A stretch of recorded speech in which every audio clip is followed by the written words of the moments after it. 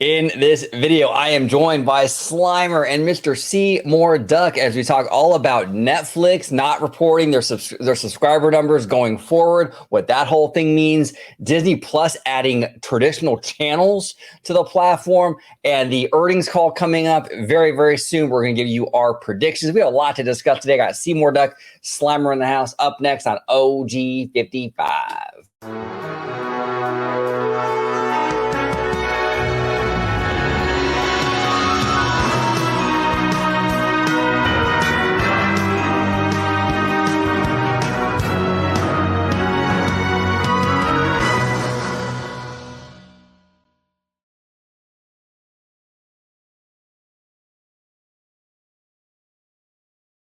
Welcome aboard, everybody, to another episode of OG 55. We're talking all about Disney Plus, Netflix, earnings call, upcoming earnings call, all that good stuff. But before we dive in, I want to introduce my fantastic panel. We got the one and only Slimer in the house. Welcome back, sir. It's good to have you. Hey, what's going on, man? Thanks for having me back on.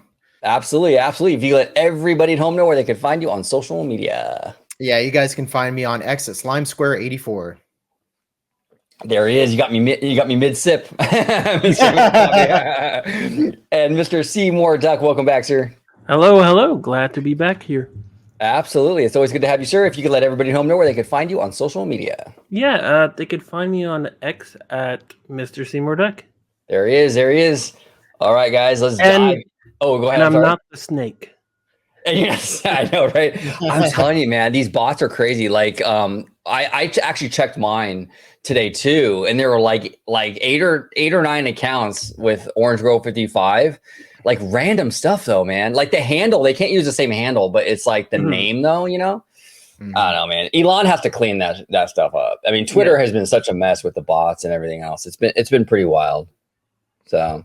But yeah, let's go ahead and dive into this stuff. Netflix is first on the books for today. This is the talk of Wall Street, actually. This was kind of crazy news, but Netflix will stop reporting subscriber numbers starting in 2025. Okay, so next year. And it says here, Netflix will no longer report subscriber numbers, which has been a key metric for streaming services for years, beginning with the first quarter of 2025. The company made this announcement in releasing its first quarter 2024 earnings on Thursday. Netflix handedly topped expectations for subscriber net gains, gaining 9.33 million in that period to reach nearly 270 million globally. Wow. It also beat Wall Street expectations on the top and the bottom lines. But despite the Q1 earnings beat, Netflix shares dropped more than 4.5% in after-hours trading Thursday, possibly as investors reacted negatively to the news that the streamer will stop reporting quarterly subtotals. So, I mean, Wall Street didn't like this news at all. You know, I mean, it was pretty crazy. Seymour, what's going on with this, man? Like, number one, why are they not reporting these numbers going forward? And why did Wall Street kind of flip out when they announced that? Netflix wants to focus on the profitability of the company now instead of the subscriber growth numbers. And that's what's happening. But as Wall Street, the next day it went down like 9 to 10%. 4.5% did after hours on the same day of the earnings. Well, yeah, Wall Street doesn't like it because the company is a growth company still. And they're afraid that, they're not going to report these numbers because the growth is going to stop next year. And I can see why, because the only reason they're getting these subscriber growth is because of the password crackdowns. And to a certain point, that's going to peak, and then you're going to lose the subscribers again. Because prior to the password and the ad tiers, Netflix was losing millions of subscribers. But now, because of this new, the password and the ads, they've been going up. But Wall Street doesn't like it because the PE ratio at the time when they did the earnings was at 50. This is a tech company. This is not a media company. It was a tech company that was priced in for growth. And now you're afraid to show the numbers of next year's. It doesn't give you faith that the company is going to grow.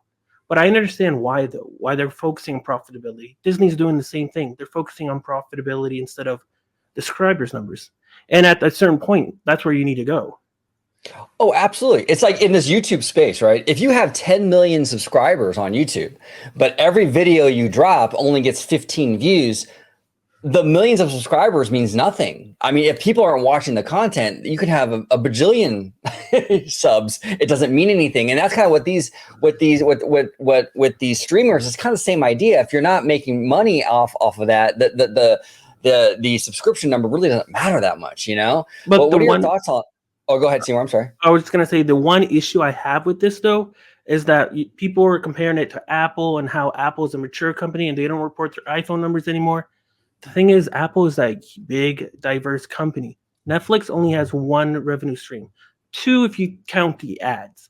But if you're not going to provide the subscriber numbers, then all you have is just those subscribers and the profitability of that. So it doesn't give you much room to explain how the company is doing, and that's why I think Wall Street also, feared. It's like, well, you're not diverse, you don't have other revenue streams, so subscribers are very significant portion of your business. Interesting. Slimer, what are your thoughts on this, man? Yeah, so everything that Seymour just said is 100% on point. The reason that the share went down after hours was because now Netflix basically wants to change the rules of the game. Streaming services have always been judged based off of their average revenue per unit and subscriber numbers, in addition to their operating margins, their revenue, and their profit. Netflix is now saying, and probably for good reason, we'll talk about what they're supplanting subscriber numbers with here in just a second. But subscriber numbers are kind of like, it's not an infinite growth model. Like, you can't continuously say subscriber numbers are going to be this year forever and ever and ever and ever. If you were to think about what these meetings are going to look like for shareholders and investors, on a horizon. So I think getting away from the subscriber KPI now, it's smarter versus doing it later, because eventually they're just going to have to get away from this number, this KPI, eventually, just because there's no such thing as infinite growth in subscriptions. The other thing too is they're probably, like Seymour also said, they're probably projecting soft subscriber numbers in the next following quarters. I think they had grown 16% over the quarter, but then they only projected to grow another 15% of subscribers over the next 3 quarters. So this is also kind of Netflix saying, hey, we're not projecting that much growth over the next 3. And so this also justifies their justification for going away from subscriptions and ARPU. Now, I kind of want to talk about what they are going towards, because this is the big thing, and this actually has a lot of implications. And that is, now starting in 2025, they're going to start reporting time on the streaming service, very much like how Meta and TikTok and Instagram and all these these social media companies, how they report the company's health and company's interaction, and that's time on service. So I think the reason they're switching to time on service starting in time on Netflix starting in 2025 is because they're looking to diversify their platform into being more than just streaming movies and TV shows, for some simple reasons, right? Like, they just signed a $5 billion deal with WWE, which they consider entertainment and not sports. So they're integrating, wrestling into their platform. They're also now featuring Formula One racing as a documentary. They're probably going to expand much more into the sports arena, just simply for the fact that sports yields the highest ad tier revenue out of any content that's out there right now. And they're probably going to be using artificial intelligence, and they're going to be making Netflix more of like a social media space that you can watch movies and entertainment on, as opposed to just, or let me rephrase it, they're going to make it a space you can watch movies and entertainment on, just generally speaking, but something you can also interface with, like a social media platform. So it's going to be kind of a hybrid. It's going to be segmented like the way you think of the Disney company, for example, where there's different aspects of it, but it's going to be media. And at that point, talking about subscriptions becomes a very short-sighted KPI if you're more like a hybrid between a streaming service and a social media platform. Yeah, and Disney's kind of moving in a similar direction with the streamer, where it's kind of like a catch-all for a lot of things. Because there was news that they want to do the shopping. I don't even know if that started yet or not.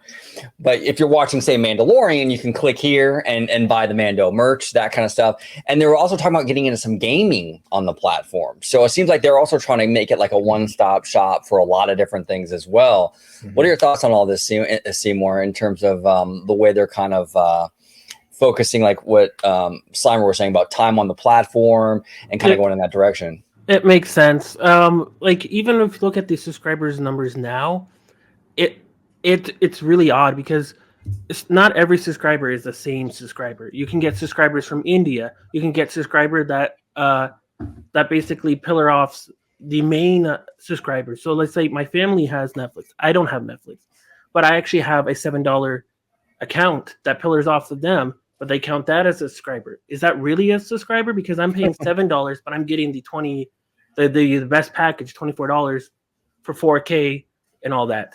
But I'm not paying anything extra. I'm paying only $7 to get that. Or people are going, downgrading and going to it depends on the country, because I know Canada was cheaper for the ad tier, which is the cheapest model. And then does that count as a subscriber? Because now you're not getting the same subscriber, like the ARPU for it. And then if you are downgrading to the ad tier, you're also getting the ads. So the time being spent is actually more significant than the subscriber itself. That's a great point, man. It's kind of like it's kind of like a restaurant, right? Like you can have the person sitting alone that orders just the edamame, the appetizer. It's an $8 meal, or you get the family next to you that's ordering meal after meal after meal, and it's a $300 bill. Yeah. Hey, technically they're both customers, but it's a different equation for one and the other. It's kind of like what you're saying with subscribers. Like you can have one subscriber who's paying a lot less than the other one, so not all subscribers are equal. That's a fantastic point. And it actually was reported that the ad tiers actually make more money on ads than the premium tiers. So they're making, like these numbers are not significant enough anymore. They used to be, but since they implemented all these new changes, it's not as much. But Wall Street is still iffy about it because it's still valued like a growth company, and that's why it went down. But I understand why Netflix is doing it. Yeah, interesting. And they don't have any Seymour, because you're more knowledgeable about this kind of stuff, obviously, than I am. They don't have like a legal responsibility to disclose those numbers. No, they don't have to. The Apple doesn't do it. Interesting. No, they don't have to. But Wall Street, the market doesn't like when you give less transparency. They don't like uncertainty. So when you give them that uncertainty, they think, okay, we're going to vote now and thinking that something bad's going to happen a year from now. But then when the year from now happens and it shows that it's actually positive, like, okay, let's go buy back in. They don't like uncertainty. So that's all. Yeah, and like you said, they're still a growth company right now. Their 1 year target price is $650.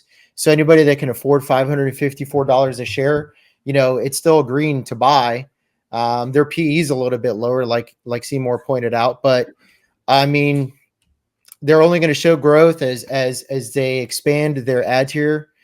And the thing about the ARPU, like he was saying, is it doesn't really give you a solid ARPU if people in India are paying $3 a month and then here they're paying $15.60. Like what kind of an ARPU is that? That's not a really healthy, that's not a really accurate metric for anything.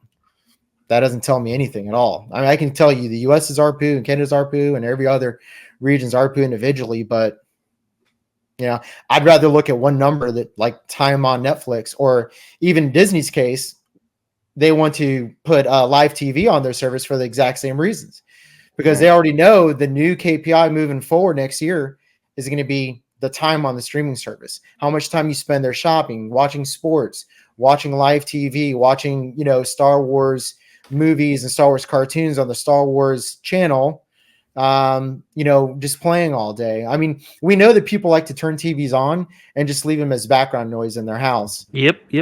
And there's a large percentage of Americans that still do this, and they're not necessarily the boomers and the Gen Xers. I mean, I'm a millennial by a little bit, but I too like to leave the TV on in the background. It's mostly YouTube. So if Disney can cut into that, and if Netflix can cut into that, you're going to see the time on the streaming service multiply exponentially. That's a great point, and a perfect segue, Slimer, actually to our next topic, which is Disney Plus reportedly plans to add old school TV channels to the platform. So basically, what this is like, it's going to be like you said, they'll have a Marvel channel, a Star Wars channel, and you'll turn it on. It'll be like a TV. You'll catch whatever's playing at the time. But it's really, I think, a smart move because, like you guys were saying, is that it's especially with Disney Plus more than anything, because it's used as kind of like a digital babysitter in a lot of ways, right? Kids are at home, parents are cleaning the house, doing whatever, cooking, and they put it on and just do their thing. And that's why a lot of these animated films like Moana and stuff are seeing like massive numbers, is because that's why parents put this stuff on and they let it run for hours on end. You do that, you do the channel thing, and this is a repetitive loop of just endless content. You have people on the platform now, I think, way longer than they were before. What are your thoughts on this, Seymour? You think this is a good move? You think this is smart? I think it's a good move, and some of the reports I've been reading, I think this one also says that it's going to be ad supported throughout all the tiers. So I think that's great. So I know people are comparing it to like, oh, they're bringing back cable, but it's different because it's streaming, and I think the difference here is that Disney owns everything here, right? And they own the content. There's no middleman. Before there was a middleman when you had cable, satellite, and now like IPTV, and you had a middleman and you had to do everything. Now it's like Disney's take care of the ads. Disney's also doing the streaming, and now they're going to do the live channel, and they own majority of the content, which Netflix does not. Majority of the content on Netflix. So this is going to be harder if Netflix wanted to implement this type of thing in their service. Warner Brothers, I can see. All the other companies I can see, Paramount. But it's going to be a little bit harder for Netflix. But I see this as beneficial because the one complaint when I heard about the strikes is that you're not paying a lot of the writers, the actors, their fair share, right? If they implement this and don't increase the price, I think everyone's going to get their fair share, because you're bringing back that revenue source that everyone was getting paid fairly for. That's interesting. I think like Disney's going to get paid, the actors, writers, everyone's going to get paid. It's a win-win. And if you don't want to watch it, then don't watch it. Nobody's forcing you. And but I mean, like my mom and we had a channel with the rabbit ears called Ion, and we were getting like, even though I lived in Canada, we were getting US channels from Detroit, and it was just a crime show. So we were getting like NCSI, Law and Order. And we would just put that show on. We would put that channel on all day.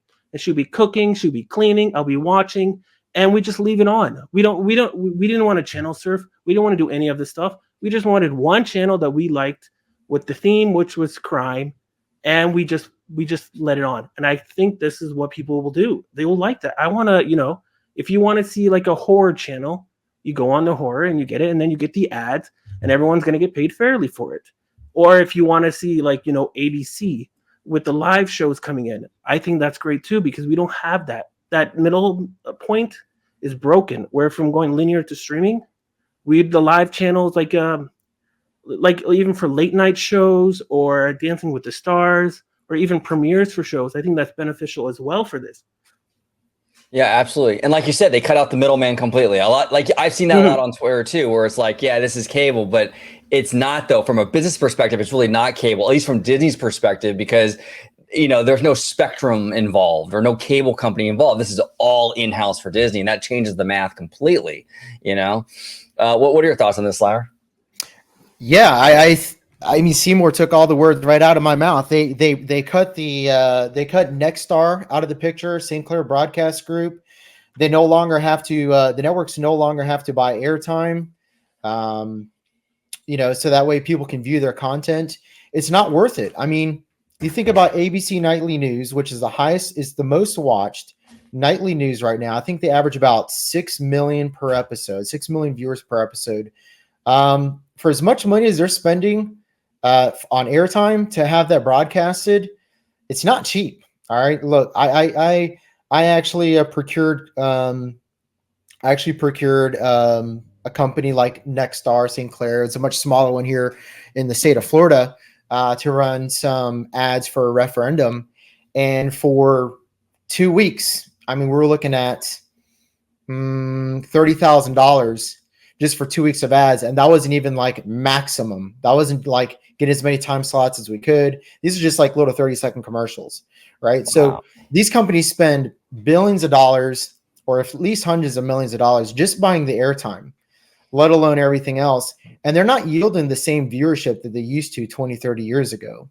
To put it into perspective, when Star Trek The Next Generation featured back in the 80s, it had 40 million people watch the pilot episode.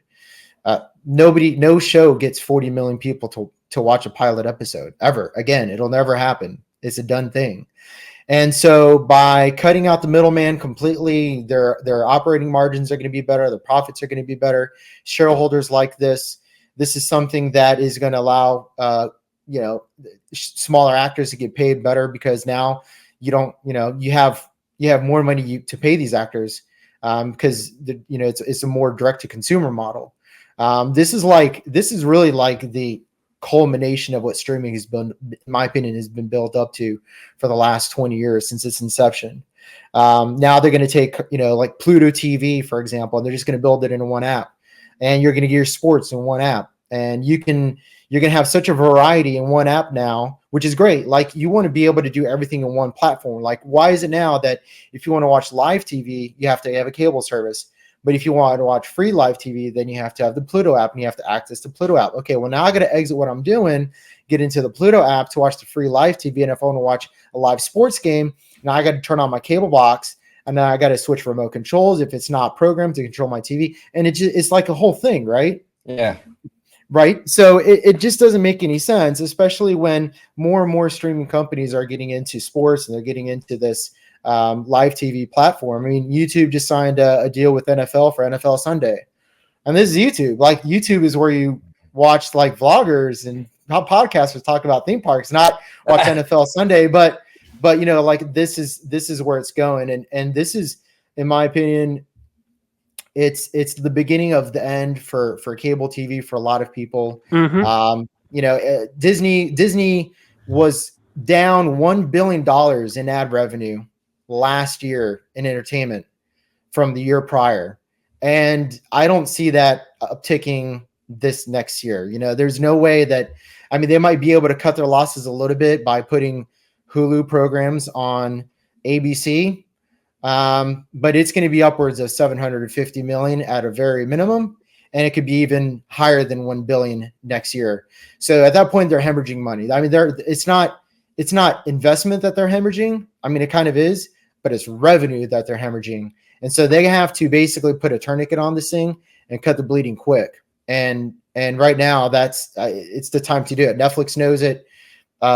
Disney knows it. I think the market doesn't quite understand what's happening yet, because it's happening so fast and because it's so complex.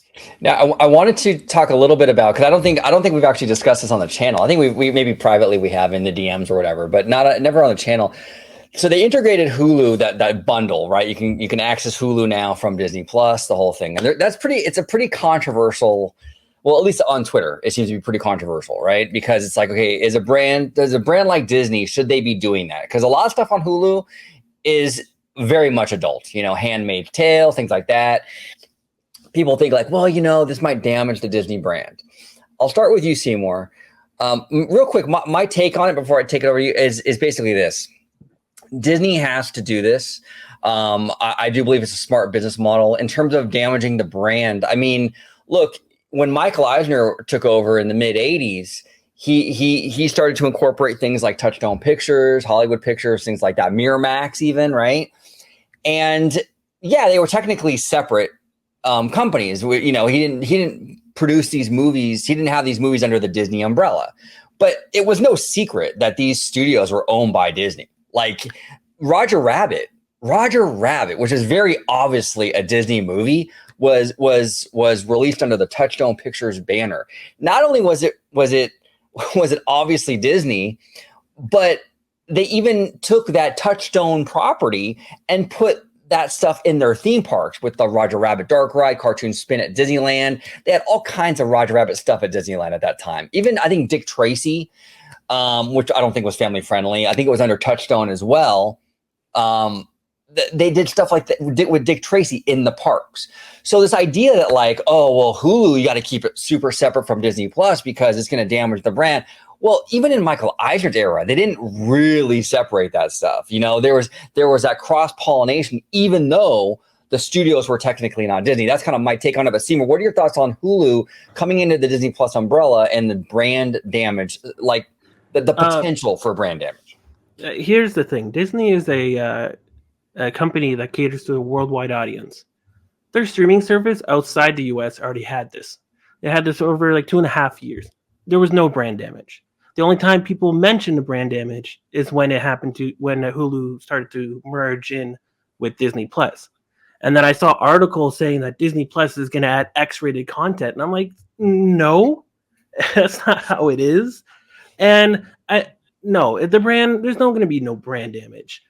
Unless you make really crappy films like The Hot Chick with Touchstones. I mean, that's some brand damage over there. But besides that, no, I don't think you're gonna. No, they see the data. Bob Chapek was pushing this, and I think it was one of the smartest moves he made when he was CEO, pushing this because Disney needed to grow and mature as a company and needed to cater to a variety of audience. As we are getting older, we were kids, we like Disney, and we're getting older. They lose that audience because now we want to go and watch something else that isn't Disney. And that's where I think it's going. And they see the data that's coming from international. They see that the growth was good. They see that people are subscribing. The price got increased because of that. The ARPU got increased because of that. And they're seeing it. And it's good. And you're seeing like these, even to Deadpool, right? Today, the trailer got released, the second trailer. And you don't see anyone complaining that it's an R-rated movie. Nobody's complaining about the swear words or how even some of the jokes are raunchy. Nobody's complaining about it. They're completely fine. When it's good content, people are fine with it. It's not breaking I don't know why people are saying it is, because this movie, I haven't heard any complaints from this movie, at least from the trailers. And if you watch the latest trailer, there's a bunch of swear words. And they even mentioned drugs in the trailer. Right. No, exactly. Well, and Pulp Fiction was technically a Disney movie when it came out. It was released under the Miramax studio. And there was all kinds of stuff in that movie. And it's like, Deadpool is a rated R, like you were saying, Seymour. I mean, if you have little kids, they're not going to that movie anyway. This is for adults. You know what I'm saying? So I don't really, I'm with you. I don't really understand the problem. And I haven't seen that much complaining either about Deadpool. In fact, I remember when Disney bought Fox, the fans were worried that Disney was going to Disney-fy this franchise. They were going to water it down. That was the concern from fans initially. And I don't know, for me, I'm relieved that they didn't do that. It seems like it's the same old Deadpool from the pre-Disney era. But what are your thoughts, Slimer, on terms of like the Hulu getting mixed in with Disney Plus, possible brand damage? Do you agree with us, disagree with us? Where do you stand with that? So the problem with the Disney fans is that Disney is either not Disney enough or too Disney. It's either too monochromatic in one direction or the other. And that's why you really can't listen to the fans when it comes to this stuff, because these companies are making, business decisions that are going to impact their bottom line to the tunes of billions of dollars. And I'm sorry, there's just higher order thinking that is involved. And I don't mean to come off as an elitist, right? But like, imagine if you just left the Disney Plus app or the streaming service to just be Disney. Let's imagine what that would mean for the company as far as the success of the streaming service. Let's say you didn't add an ad tier because everybody complained about ad tier. Okay, so let's say we just satisfy the customers the entire way. No ad tier, nothing but Disney on there. We'll go ahead and take Star Wars out of it to satisfy the purists, and so many people are dissatisfied with what Disney has happened with Star Wars. Okay, so who is this brand for now? It's for families with kids, and that's it. You've basically cornered you've backed yourself into a corner, and now this app has no ability to grow at all. And then you're so undiversified now that if your movies aren't successful in the movie theater and you're only putting them on the Disney platform, on the Disney Plus platform, those movies are also going to fill in the streaming service most likely because they filled in the movie theater. And now you have this bad word of mouth behind this movie that's not going to, guarantee at least, somewhat of a success on the streaming service. So this is not good business. The better business is to try to protect the Disney brand as much as possible while maturing the company. Look, Universal Studios, I like to use them as like an example a lot because in a lot of ways they're the antithesis of Disney, but they also do a lot of things at work that Disney doesn't and can compete successfully with Disney. So you have to look at a lot of what their successes are, for example. They've been a studio for almost 100 years, or more than 100 years now, actually, I think. And they have DreamWorks, and they're perfectly capable of coming out with dinosaur movies that, where dinosaurs eat people, and then they come out with Kung Fu Panda 4, makes $300 million globally on a $180 million budget or whatever, and, makes money, cash in the bank. So if it works for Universal, but it doesn't work for Disney, and then your only response is, but it's Disney, it's like, I get it, but they're also still a studio. Like, they're not above reproach. They can take things that work for other studios and make it work for them, so that way they're more diverse. The other thing too is they need diversity in their movie theater, which they haven't had in a long time. Or if they have, they just haven't done a really good job at it. Like, Star Wars would be bad. Everything would, they would have like a lot of things in terms of quality, like down here, and not really elevated in the quality spectrum. So by focusing on the diversity of the brand, like they did in CinemaCon this year, they can also spread load like any sort of like ill will people would have towards the company if they were to have a movie that bombed, or 2 movies or 3 movies that bombed. They could say, hey, look, we might have had these bombers, but look at all these movies that that did extremely well. So they're diversifying the risk that way. They're diversifying the risk in more than one way by doing that when it comes to critics, just like the overall general audience, how the company is perceived, things like that. So that's what I think about it. What do you think? Like, do you think that Disney gets too caught up protecting the brand sometimes, and that the fans also do that, and that by doing that, it's kind of like this this synergistic, not synergistic, but like it's kind of like symbiotic behavior that the Disney company gets in? Yeah, well, that's the thing. I've said it before, even with the theme park side, right? Universal is actually in that perfect sweet spot. I'm glad you brought them up because they really are. Because I think with Universal, they have less. I think Universal, there's less of like people are less mentally married to the nostalgia of Universal. So Universal has the freedom to remove this ride and that ride and experiment and really try new things. Disney, on the other hand, their hands are tied with a lot.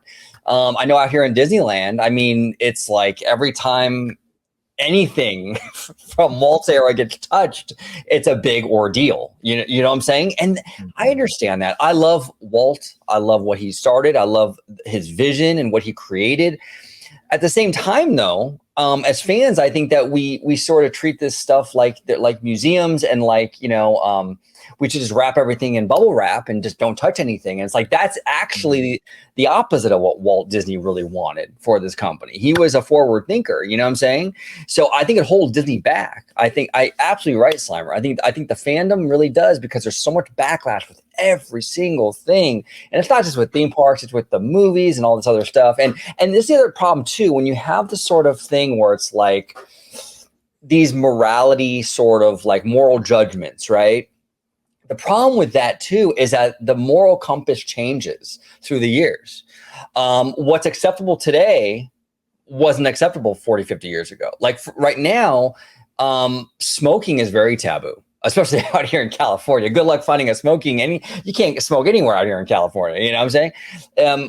But like, 50, 60 years ago, it was very normal. I remember even as a kid in the 80s, when I would go to the doctor and stuff, there were ashtrays in the elevators. Okay. Yeah. I mean, this is crazy stuff. You would never see that nowadays. So the moral compass is constantly changing, and Disney has to sort of evolve with the times a little bit. You can't stay trapped in like 1952. You know what I'm saying? It has to evolve. Otherwise it will die out. It will absolutely die out. So what are your thoughts on that, Seymour? What's your feeling? Yeah. And if Disney dies out, where do you go for your kids' content now? You're going to go to the companies that you complained Disney was going to become. You're gonna go to Netflix. You're gonna go to Universal. Like they all have their adult content and their streaming services. So I don't understand that. Like if you leave Disney, there's no other company. They're all the same. They're but yeah, I this is good. This is all good. I think Disney, like I said, it needs to mature. Yeah. And this notion of it with of just having a more mature content, it's not going to hurt the brand. It's going to be perfectly fine. The data shows that it was perfectly fine outside the US, and coming into the US, they will embrace change. Like you said with the cigarettes, rock and roll used to be a bad thing. Now everyone listens to rock and roll. And then rap used to be a bad thing, but now everyone listens to rap. It's like it's we're all growing up, we're evolving, we're maturing, and Disney is also, and also Disney is a business at the end of the day, right? We sometimes we forget that. Yeah, no, exactly. And yeah, a lot of fans don't want to hear that, but it's the truth. And without the business element of it, if they're not making money, the company doesn't exist. Yeah. And they still have to make money. And the best way to do that, I think, is to do the best thing for the company business wise, but do it in a responsible way, right? So obviously you do your parental controls, you give the power to the parents to sort of, gauge what their kids can watch, and you handle it that way. Yeah. And nobody's forcing you to watch these content either. Well, that's true. Yeah, exactly. No one's telling you gotta. Hey, if you have kids, if you don't like what the content's on Disney Plus or whatever, then let them watch Netflix. I mean, that's what it comes down to, Yeah, I mean, if you feel more comfortable with your kids watching Nickelodeon, let them watch that. Right. Exactly. That was a little slide.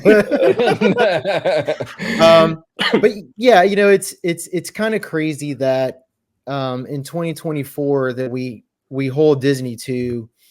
I mean, it's good that we hold them to a higher standard, but sometimes the standard is ridiculous. Like Disney doesn't even hold themselves to the same standards that I feel like some people do, just because it's not realistic.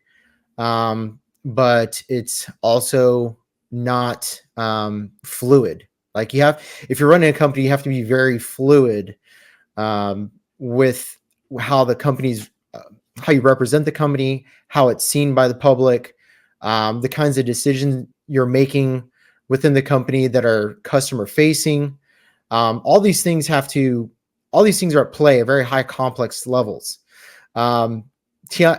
Like Tiana's Buy Adventure comes to mind. And this happens all the time. Like you said, man, like if you've been in Mouse Chat long enough, or if you've been going to Walt Disney World long enough, you've been in the forums, you've heard the whisperings every time they change a ride. It's rah, rah, rah. Like, how dare you guys change this ride? And then they change it, and it's like, oh, like, this is actually pretty cool. This is actually better than what we used to have, And we're slowly starting to see that with Tiana's Bayou Adventure, for example, where now, they're doing the nighttime lighting testing, and it looks great. And that corner of the park is no longer going to be like, the dark stain of the Magic Kingdom, because you can't see anything of that part of the park at night, because there's no lighting for that ride. So as soon as the ride opens, all the naysayers are not going to say anything. You might have a couple stragglers that are going to hold on to their, their viewpoints, but that's okay. This has been happening in the Disney community for, the better part of 60 years. And when it comes to the streaming service, it's no different. I mean, so Disney took a big risk merging the Disney brand with Hulu. That was a big risk. Like, I'll put it this way: Netflix hasn't even done anything like that yet. Like, Netflix is really good at protecting their brand, and even though they have big business deals with Sony, and they have big business deals with A24 and all these other studios, they never put those companies in the same customer facing media because they're so keen on protecting their brand. Netflix, like, Netflix is very Netflix, you know what I mean? Like, what Netflix is, when you turn it on, it's got all the colors. It's a very colorful, very fast operating system. Disney immediately changed the color of their app to like a greenish blue, and they have the word Hulu next to the Disney logo. And then if you look at some of the billboards that Seymour was showing us in the chat, in our chats, very risky advertising. Like they were mixing some, Disney songs with American Horror Story, which is, FX, or, something like that. That's bold. Yeah. But that's basically them saying, hey, look, we trust our decision enough to do this. And I think in the long run it'll pay off, because at this point, Disney's, I mean, they're a multi-conglomerate company, man. They're like Comcast. They're like, Warner Brothers Discovery. To just view the company from like a customer-facing perspective as just like, the company that Disney started, like Walt Disney. Like, I get it. I get that Walt Disney started this company, and I have all the sentimentality for Walt Disney that most fans do. But truth is Walt Disney was pivoting away from theme parks back in 1965. Well, and we're not in the 70s anymore when it was Walt Disney Productions. Like the world changes, the world kind of evolves, and even Michael Eisner. I mean, if he didn't pivot and create Touchstone and Hollywood Pictures and go into more adult content, there probably would be no Disney today. And the proof here too, with how times change and how perceptions change. Like I said before earlier in the show, Roger Rabbit was a Touchstone film when it premiered.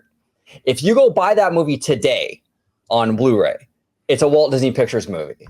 Yeah. The logo is changed because Touchstone no longer exists. The studio went defunct years ago, but nobody cared that Roger Rabbit is now Walt Disney Pictures. No one bats an eyelash at that. You know what I'm saying? That's how perceptions change over the years, and it's just normal. And you got to move with the times a little bit. So, right. Go ahead, Seymour. Sorry. Oh, I just wanted to say one thing. Like in the business sense of this is good for Disney because general entertainment is much cheaper to produce, and even at a quality that Disney wants to do, much cheaper to produce. So it gives them that room to relax on a lot of their major IPs. Because before, Bob Chapek would come in and you would spend so much money on just the Disney Plus content, right. And it got ruined. And you can even see She-Hulk because the budget was overblown. They had to cancel the last 2 episodes, and they have to scrap the parts of the show and put it in the first episode and the last episode, and it ended abruptly. You can see the quality wasn't there because they were looking for quantity. And now they can focus on those major IPs to say, like, look, we're going to bring back that quality, like Bob Iger has been saying in so many of their earnings call. And I had Disney Plus with this general entertainment under the section Start, basically Hulu for international users, and all Disney-owned content, so none of the licensed stuff. And I like it. And if it wasn't for that section, I probably would have canceled 2 years ago Disney Plus, because the variety of content I've been getting, it's Always Sunny in Philadelphia, Abbott Elementary, The Golden Girls, American Horror Stories, Buffett, The Bear. Like, I want to watch all these. And then I get to watch Family Guy, The Simpsons, Bob's Burger, Came to Hill. Yes, I don't see any reason why you wouldn't want to watch this. It's just, for me, I would have just watched Netflix. But I barely watch Netflix now. But I mean, I only pay $7. But Disney, I actually pay full price for Disney Plus. I paid the premium package because of all this content. And like, I watched The Simpsons. I watched Family Guy. Like Futurama, I watched. I still need to finish American Horror Stories. There's so many seasons. I finished It's Always Sunny in Philadelphia, though. Amazing show. But I love that show. It's fantastic. But like these are high quality shows that in the general entertainment that's being made by Disney. And I think this is a good thing business wise because it's cheaper to produce. And if you wanted to get down an ad tier, you have that back catalog of all this general entertainment for these ad viewing. Like we mentioned before, the screen time. That's what you need with general entertainment. Because with these IPs, with Disney have, people don't watch as much. But with general entertainment, you always have that on repeat. Well said. Well said. Any final thoughts before we move on to our last and final topic, Summer?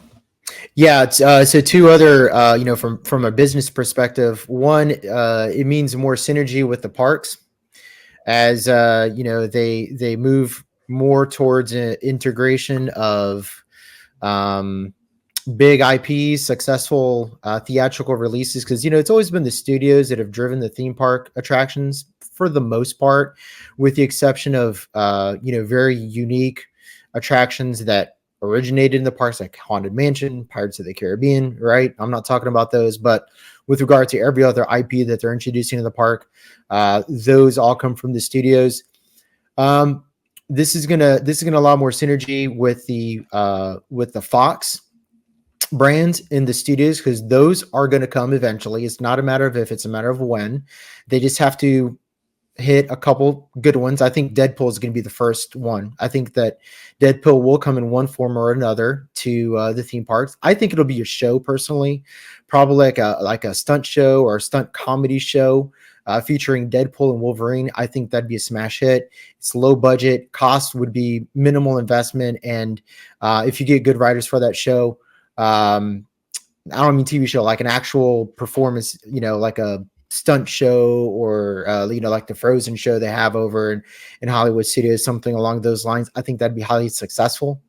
It'd drive a lot of new people into the parks that might not have gone in, prior to that, simply because maybe it doesn't offer the Marvel content they want in the parks, but now you have Deadpool in there. Hey, that might be a whole new demographic of people that you have going to your parks now.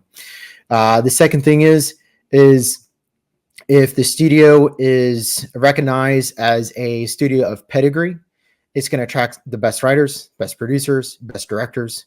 Like in the quarterly earning or the last quarterly earning, Bob Iger pointed out how many awards they had won last year alone.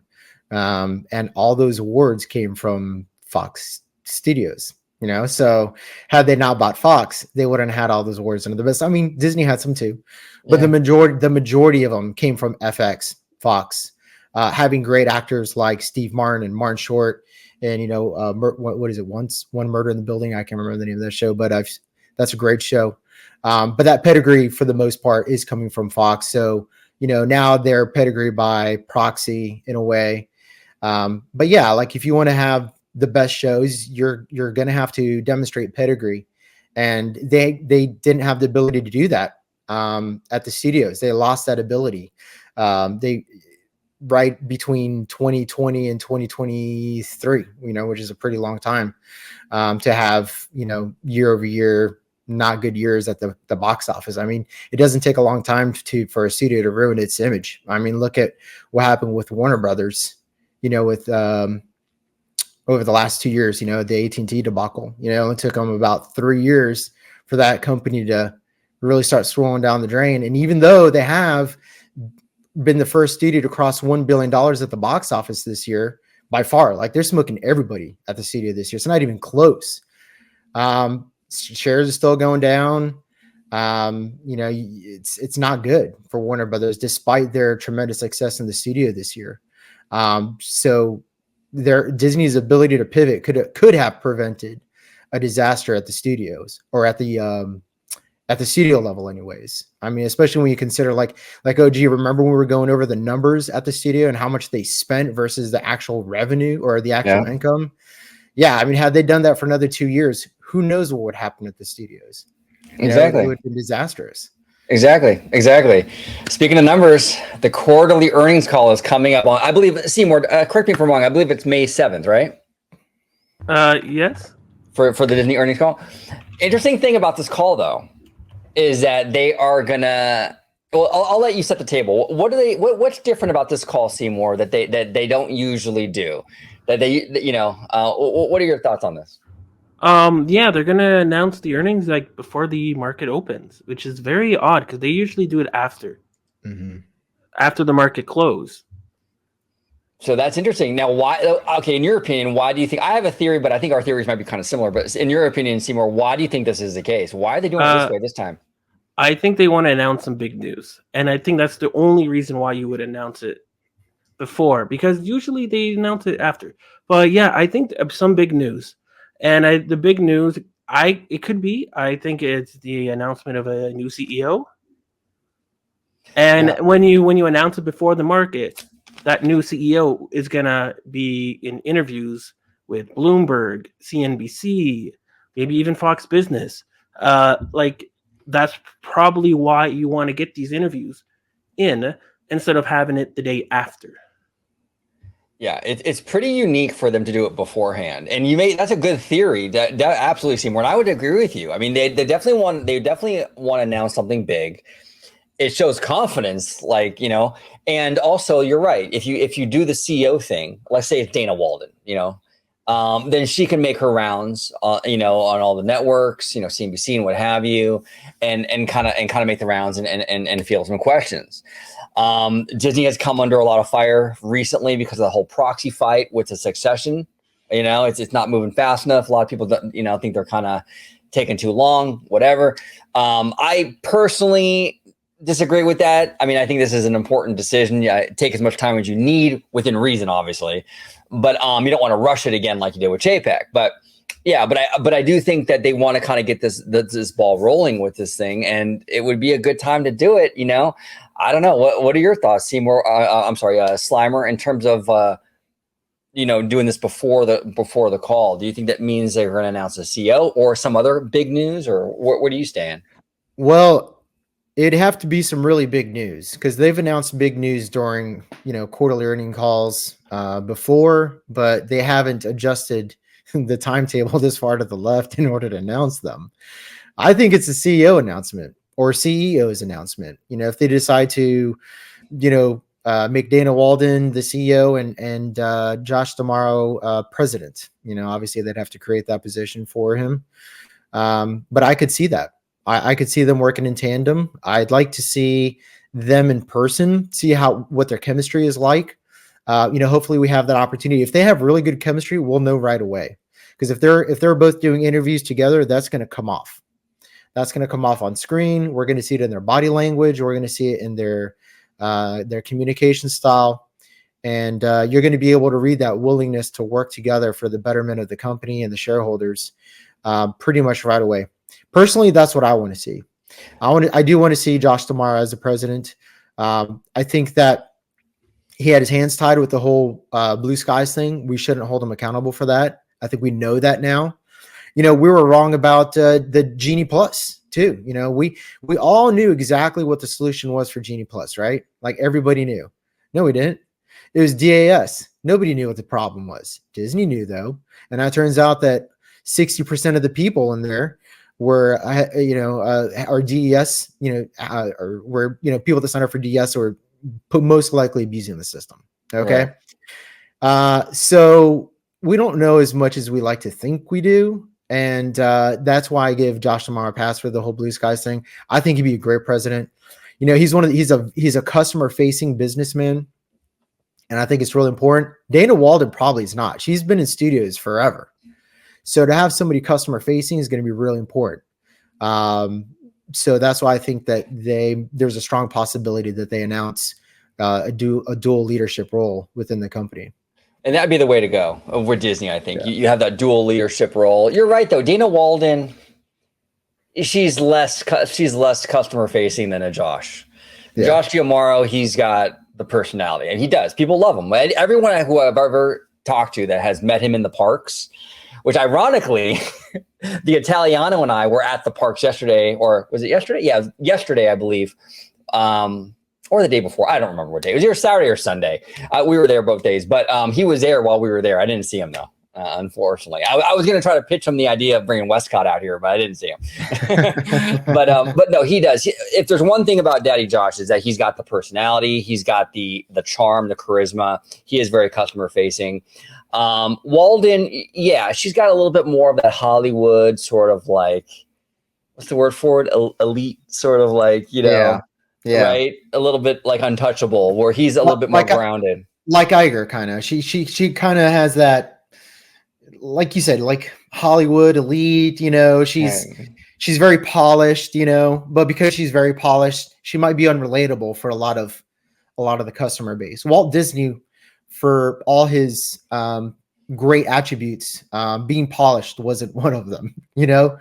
That's why we call him Uncle Walt and not King Walt, But exactly. I have a question. Sure.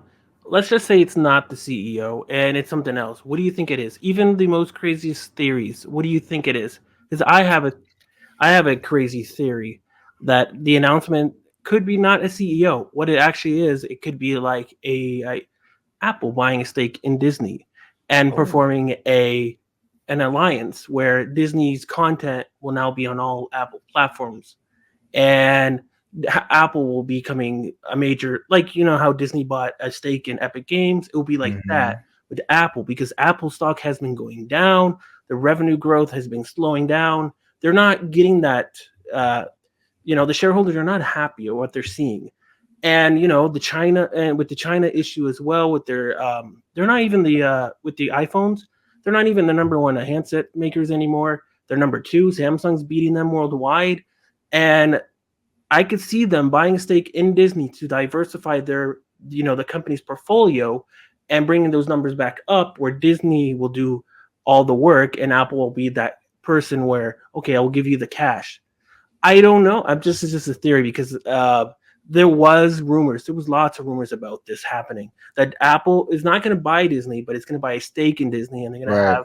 And Bob Iger was talking about partnerships with CNBC, but I mean, like, I could see that happening, and that is big news of actually happening. A partnership with, like, it doesn't have to be Apple, but a partnership with one of the big tech companies or another company, where they can actually help finance some of these things that Disney couldn't afford. Because the interesting thing too, Seymour, that's a fascinating theory, because Apple could bring a lot to the table for Disney. Because one thing that Disney has kind of a bad reputation for is their IT, their tech, right? With the parks, we see a lot of complaints in the park community about, like, the app and all this other stuff, and even with, like, Disney Plus and things like that. If Apple gets involved, you can kind of let Apple take care of some of the tech stuff and kind of polish that up, and that would be kind of interesting. What are your thoughts on this theory of Seymour's, where maybe Apple comes in and puts a big mind chunk you, of... this is just a theory. This is just rumors. None of it's true. Exactly. It's speculating, and it's like a what if kind of situation. No, this is a really good theory, because Disney might use Apple, or I would use Apple to be an investor for the theme parks or for entertainment, depending on what kind of profitability Apple was looking for. Like, if they were looking for, like, let's say, hey, Disney, we're going to give you $1 billion, at 10% interest. Once you guys hit, let's say 25%, margins in the studios. Okay, Disney might be cool with that. Apple can also get their return on investment faster, though, because the margins are higher in their experiences division. Disney might have said, well, we'd like for you to invest in the theme park, so that way we can increase our margins. They want to increase their margins 10% over the next 10 years in the theme parks. Well, what if they can do it in 8? Or what if they can do it in 5? So, we'll give you. What if they're the ones that are investing the money into the $60 billion in capex? What if a big percentage of that is coming from Apple? It's not like Apple can't afford it, right? Well, $60 billion is a drop in the bucket. Yeah, and part of that is like for tech and maintenance and stuff like that. And if you could have Apple in bed with you to kind of helping you with the R&D and all that, that would be fantastic. So interesting theory, Seymour. It has to be something big, though, right? A CEO, a big partnership like that. There has to be something big. Now, you don't think? Now, Seymour, I want to ask you. Is there a possibility that it's an offload announcement? Like, for example, we're selling ABC or something along those lines. Or do you think this is more of like a? It could be. Anything's possible, but I mean, if it's not good news, like a new CEO or a partnership, the stock is going to go down, because everyone's speculating. Even Wall Street is speculating, like, why is this happening before the market and not after? Even though it's a small change, they're all saying it. You go on the CNBC, when they talk about Disney, you're hearing it. So it could be. Anything's possible. But I mean, if it's not good news, the stock is going to go down. Well, what about this? Here's another theory. Maybe it's kind of a half, kind of like maybe not completely what we thought originally, with like the CEO and president positions or something like that. What if it's like half of that? What if it's like, okay, they're not going to give us the new CEO, But what if it's an announcement of we're bringing back the president position and here's the president effective whenever.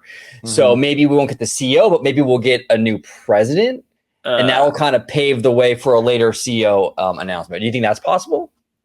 It could be, but the stock's not going to like it. They don't like uncertainty. Yeah. So if you're giving a half-ass response, they're going to not like it. Yeah, I think that'll hurt. I think that'll hurt market confidence in the company as well, because you're just leaving the door wide open in terms of speculation as to who the CEO can be. You're basically telling the market, we don't know who the CEO is still, right. But we know who the second in command is, but we can't figure out who the first is. But I think what Seymour said is actually a really good theory. If Apple right now is on a downward trend and they have basically unlimited money to invest, think about how Disney can improve their margins in a short term, just at the theme parks alone. If, like, let's say Apple were to front the money for just the, for half of the $60 billion CapEx set aside for experiences over the next 10 years, $30 billion that Disney doesn't have to come out of pocket. And then they give Apple a 10% return. So what, their margins break even over 10 years and Apple makes, money that they wouldn't have made anywhere else. I mean, that's right. A win. That's a win for Disney. You know what I mean?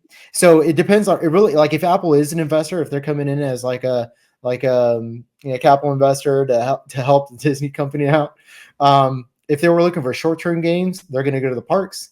And if they're looking for more long-term, they'd probably be investing in the studios to one degree or another, and that includes the Disney Plus services. So just the entertainment division as a whole.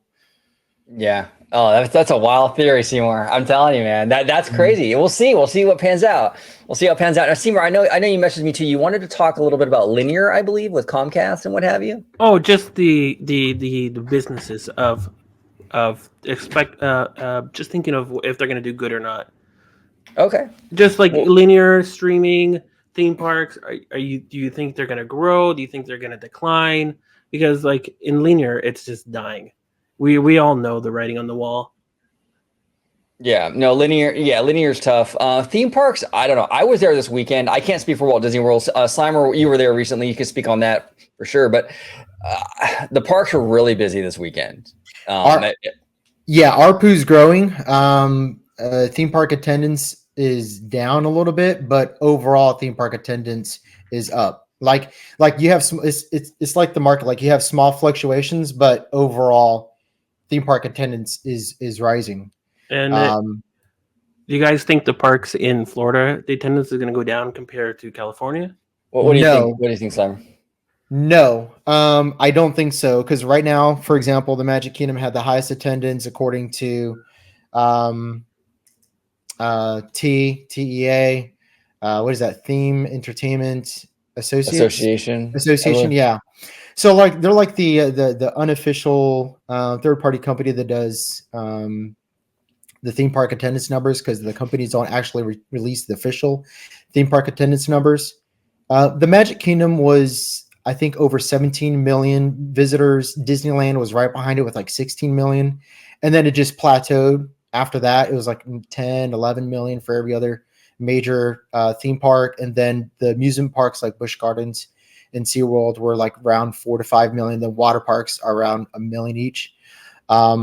I don't think so. I mean, with Epic Universe projecting to have 8 million so Epic Universe is projected to have 8 million guests its first year, compared to Islands of Adventure, which had 5 million guests its first year. So it's topping that number by like a good 30 to 40%. So I'm going to say that's an increase in park attendance and park, just the desire to go to the theme parks. That's also going to raise attendance at the Disney parks after the first year the Epic Universe is open for a whole full year. Mm-hmm. It's going to be the hot big thing for that first year. And then after that, you're going to see the Disney park attendance go back up, because everybody that wanted to see Epic Universe their first year went, they saw it, they experienced it, and then it's just business as usual. Then with the Disneyland, I think it's also going to go up. And the reason I say is because Disneyland's attendance has gone up. In fact, the last time that Disneyland's attendance was this high was never. Like, this is the highest Disneyland attendance has ever been. I mean, the only theme park to beat Magic Kingdom in attendance was Disneyland Tokyo, but that was like back in like 1995, 1998. It's been a while. Yeah, it's gonna be interesting. Yeah, the Epic Universe thing is interesting. I think the park itself is gonna pull numbers. Absolutely. Yeah. I just don't know how it's gonna affect the other two of their parks. You know, I don't know if it's gonna pull away. Like, if our family's gonna make the decision, because Universal has to maintain what they have now and then add a day. Can they do that, or our family's gonna go? Yeah, we'll go to Epic because our kids want to see Mario, but we'll skip the studio thing park and we'll do Disney. Like, if families are opting out of one of the other Universal parks, it's kind of a wash. You know what I think we're going to see? I think we're going to see new combo deals that we've never seen before, like really competitive combo deals, so these companies can keep the money in their parks. Because you're absolutely right. There's going to be, every time you add a new park, it cannibalizes the other parks more, whether it's a new SeaWorld or new Busch Gardens or a new Universal, right? The companies have to maintain a competitive advantage so that way they can keep their revenue within their little bubble. That's why Universal Studios is adding a Universal Studios to United Kingdom, because that's market share they don't have in the UK. Like, why is there not a Universal Studios there? That park's been there for 30 freaking years, you know? So that's basically what's happening. The key is how are you going to keep people there? There's two ways you can do it: rides, based off of popular IP, or better deals. That and that's why the Terra Nova, Luna, what's it called? The two hotels that are right outside. Oh yeah, the Stella and the Luna, I think. Yeah, those two, right? The reason that those are going to be such a big hit is because they're basically value plus hotels right outside of a theme park. Whereas prior to those two hotels opening, you had to stay at the Contemporary or the Polynesian or the Grand Floridian to stay at a hotel that close to a theme park. So to be able to stay at a resort that's $400 less average, or even in some cases $1,000 less average per night, and still be in such close proximity to theme park, that's a huge deal. That's really, oh, hey, we just lost OG. I think his internet went out, but that's a big deal. That's very competitive. And so Universal Studios or Disney World is going to have to respond in kind to that. So I don't know if you knew that, Seymour, but that's kind of the bullish take that Universal Studios is taking with Epic Universe, where they're building value hotels right outside of the theme park, like walking distance, 5-10 minutes. Whereas prior to that, it was considered a premium, and now it's more of like it's price pointed for the everyman. So driving the prices down, increasing the quality of the experience.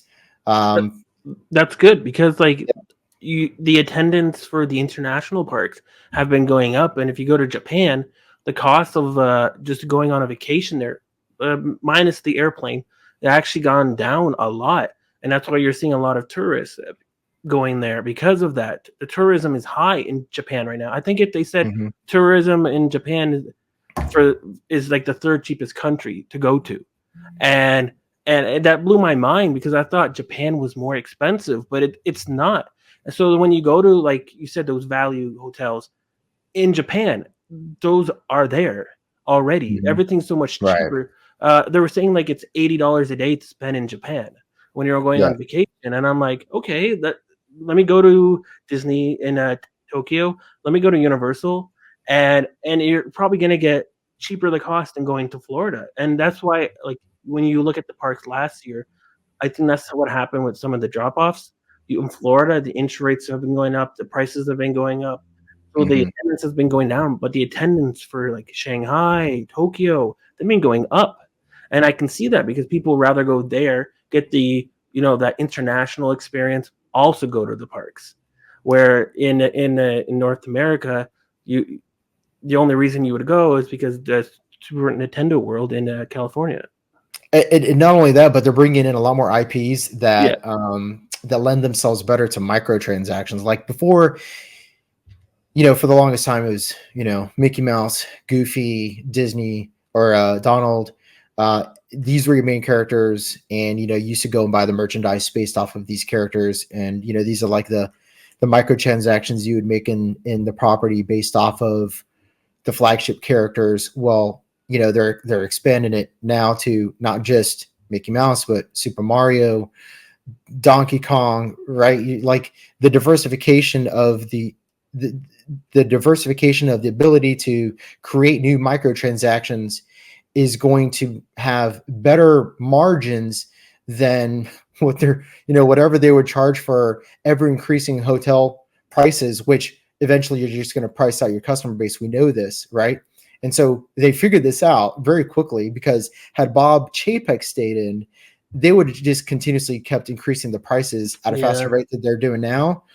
But like what they're doing in Japan, for example, like you said, they have value hotels. They have, the price of the cost of entry is $70, $80 per day.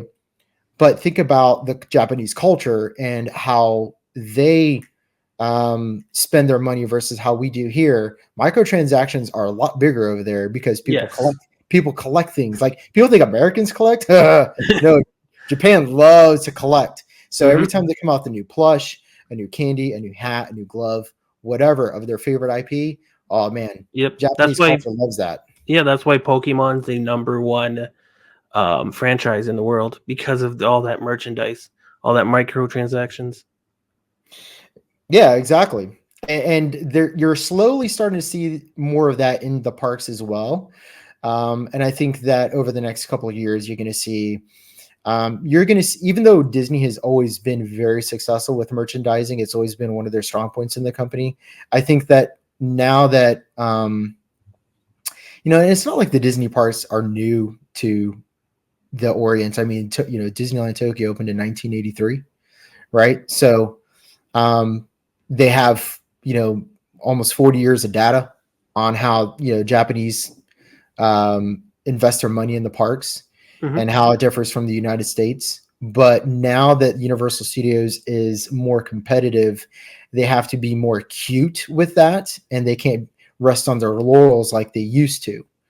And that means that they're going to have to offer better products, better amenities, better experiences at a lower cost in order to compete with a company who is actually the underdog, but that is actually driving the price points. Because when you open two hotels 5-minute walking distance out of the new theme park, which is going to be the most state-of-the-art theme park in the entire world, and those hotels are coming in at a discount of sub $200,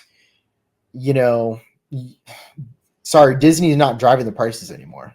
I don't know if they realize it or not, but they're about to find out, because their hotels at their price points is, in terms of quality, in terms of, what you're getting and things like that, they're pretty bunk in my opinion. The theming is outdated. Rooms got remodeled a couple years ago, but it's not going to offer you the same value, and customers know this. I mean, they're not stupid. And especially when Universal right now, they're focusing on the parks much more, because they know that their Xfinity brand and linear is dying. And you see TV and even their internet subscribers who are moving to 5G, they're losing a lot of subscribers in the millions. And you thought Disney losing subscribers in streaming was bad. This is bad. And they have nowhere to go but parks, and that's why they're expanding in all these other areas. You see with the Great Britain, and even rumors for South Korea. It's because they're focusing on the parks, and they see the potential. Disney does it well, and now they're going to do it. Yeah, and they're basically copying Disney's business model. So in that sense, exactly, imitation is the highest form of flattery. So it's a compliment to Disney. I mean, Universal's not stupid. They're pivoting, but they went all in on cable decades ago, back when cable was a sure bet. And they didn't pivot the way that they should have. But honestly, no cable company did. You know what I mean? And most cable companies are not they're not a conglomerate like they are. Like Cox Cable, for example. Time Warner Cable. I mean, which is Warner Brothers. I mean, who has Time Warner? So a lot of the cable companies have either been dissolved or operating at a loss, or are just waiting to file Chapter 11. And they don't have the ability to do what Comcast does. So I really do consider. I mean, Comcast really should consider themselves fortunate that they got into the theme park business when they did, because, yeah, I mean, they'd be, in like in hospice right now, It'll be in terms of. Yeah, the stock price will be down like Paramount and Warner Brothers Discovery. Yeah, they'd be looking at an acquisition merger, or a really nasty proxy fight. Yeah. Speaking of streaming, though, what do you think of Disney streaming for their earnings? Do you think they're gonna do well? Do you think they're gonna lose subscribers? Do you think it's gonna be profitable? I don't think they're. You know what? Now that Netflix has, hey, there he is. I'm back. Hey, there was a disturbance in the forest. Right. So Seymour asked me if they're gonna hit profitability the next quarterly earnings call, and if not, what kind of KPIs do you think that they'll come short on? I think that they might not announce their subscribers. I think that they might do like Netflix and just go ahead and bite the bullet and just eliminate that KPI and focus on profits, operating margins, income. They might forget subscribers completely, especially if they're talking about putting the live channels on there. Just go ahead and let the market know now. So in 2025, they can expect no subscribers mentioned and no ARPU mentioned. I said I think those are outdated KPIs moving forward, in my opinion. Do I think they're going to be profitable? Yes. I think they're going to post a profit. I think maybe in the $300 to $600 million range. Is that possibly our big announcement that we're talking about before the call, or they wait for the call for that one? No, they could have waited. Yeah. But it is big news if they're becoming profitable, because the trend of losing money has ended. And if they keep that trend going up, that's good news. I could see the stock going up 10 to 20% if they announce that the streaming service is profitable. Mm-hmm. Wow.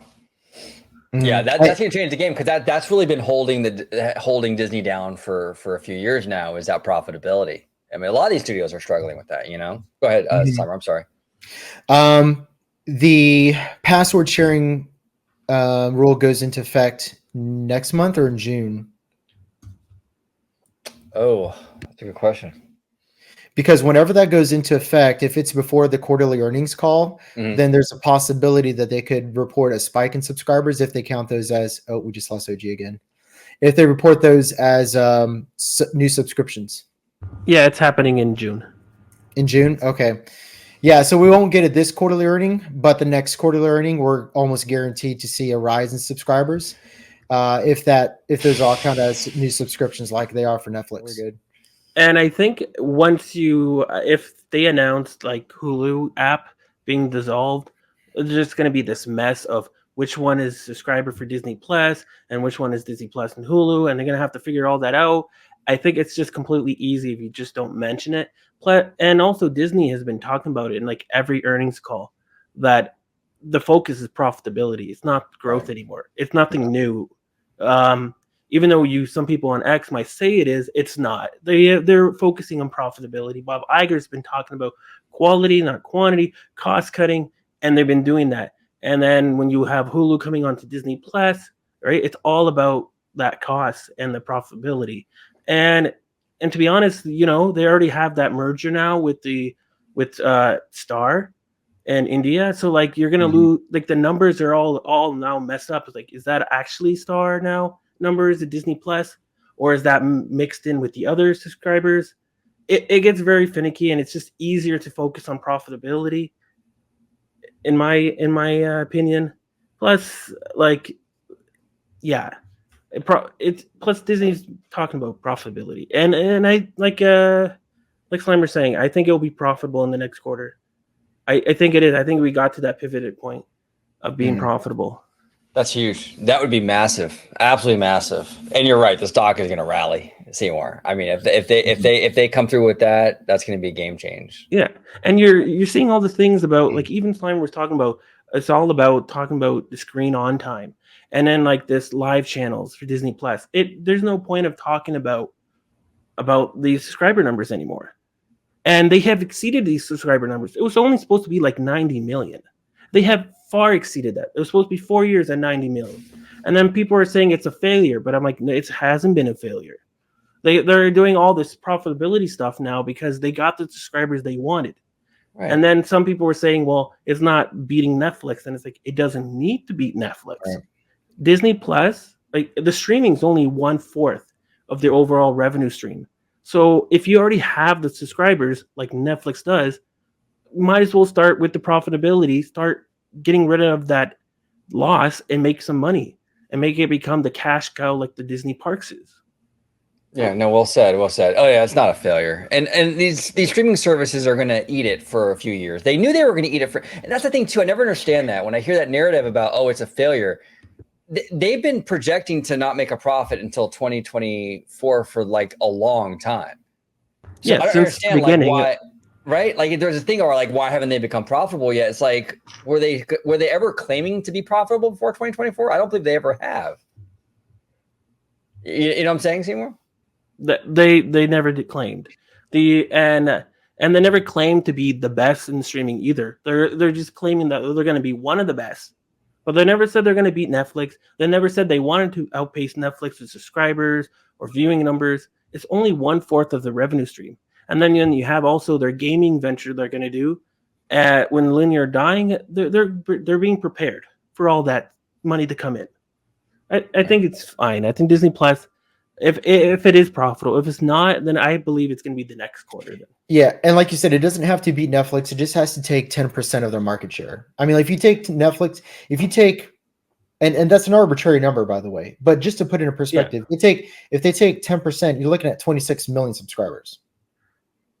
Right. That's a lot. That's not that's not a small number, you know. Well, it's like kind of like the Universal theme park discussion, even, right? Where it's like Universal doesn't have to necessarily overtake all of Disney parks.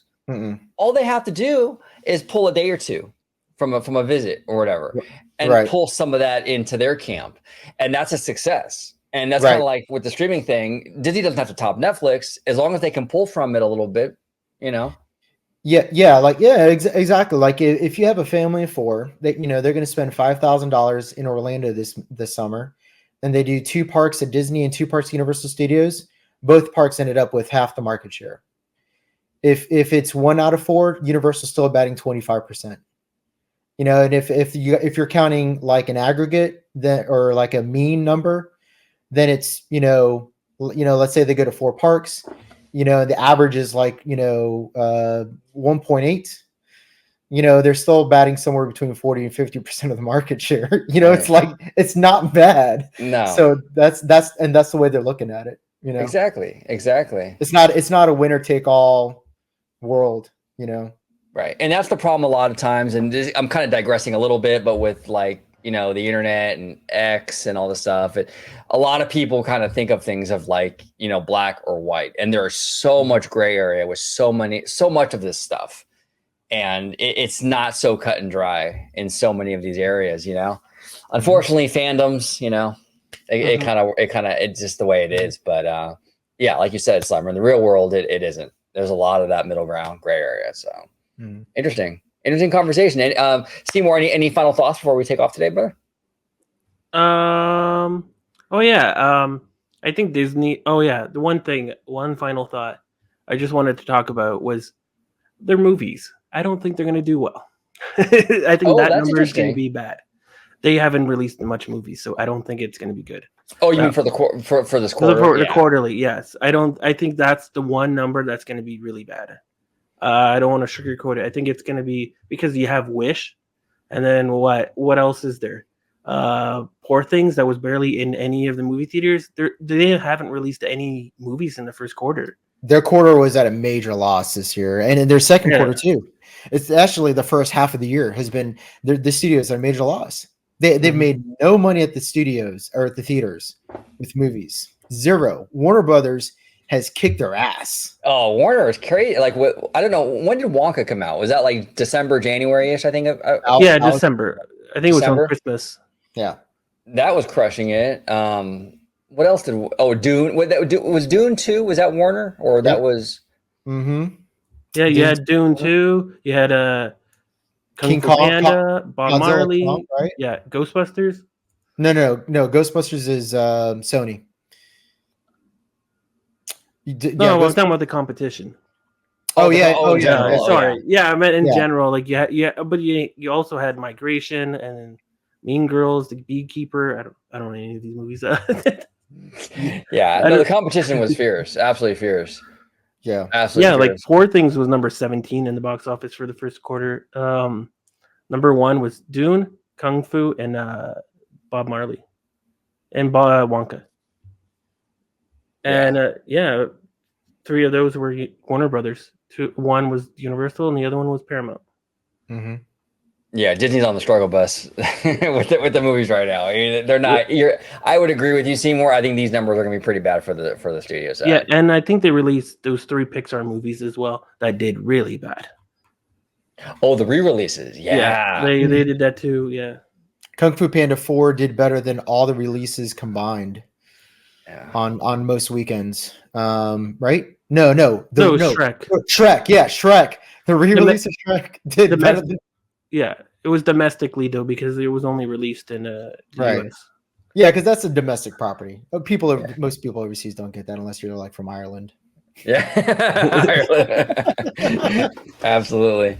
Well, gentlemen, it was an honor talking shop with you guys today. Very interesting conversation. Slimer, I'll start with you, man.